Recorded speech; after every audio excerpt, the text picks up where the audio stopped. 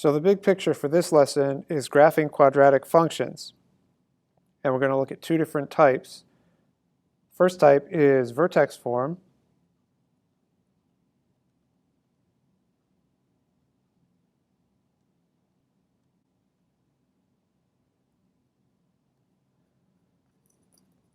Okay, like that. So f of x equals negative x plus 1 quantity squared plus 2. So this is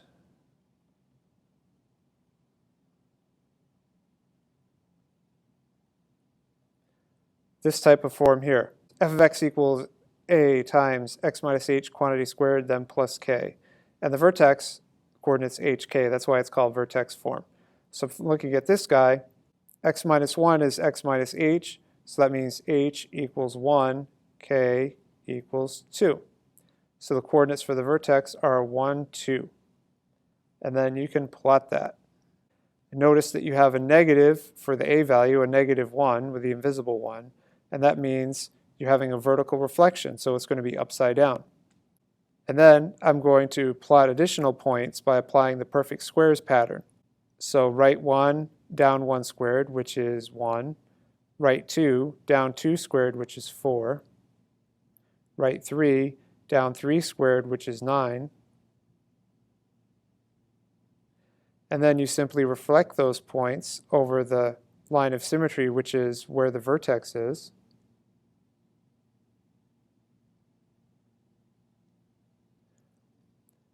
And then you simply connect it with a smooth curve, and that is your parabola.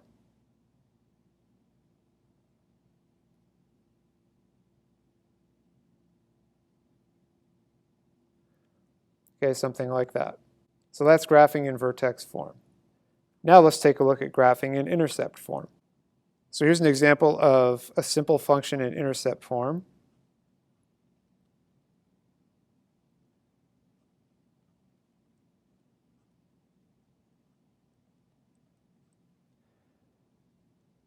It's an intercept form because you can get the intercepts right from the factors here. So x equals 1 is an intercept, x equals negative 5 is the other intercept.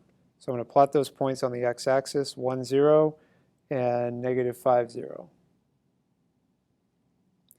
So how do you make the rest of the parabola from here? Well, the vertex is going to be halfway between. And so that means the line of symmetry is going to be at x equals negative 2. That's halfway in between. So negative 2 is going to be the x value of the vertex. I can just put in a negative 2 and see what I get. So negative 2 minus 1 is negative 3. Negative 2 plus 5 is positive 3. It's negative 9. So that means my vertex is going to be at the coordinate negative 2 and then negative 9.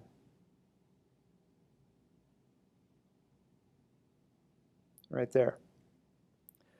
And then if I want additional points, I can apply the perfect squares pattern. Right 2 up 4, and then reflect them right there. So that's what I need to draw my parabola. I'll just do a smooth curve.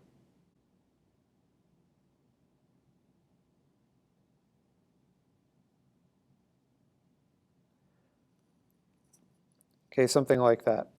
So the only thing that was missing on this one is the a value out in front, the vertical stretch. There was no vertical stretch here, but if there was, then that would be applied when you're calculating the vertex, because you would multiply, let's say this was 3, you would multiply the 3 here, and then that would give you a negative 27, and that would stretch your parabola by 3 down. It would be way down off the grid.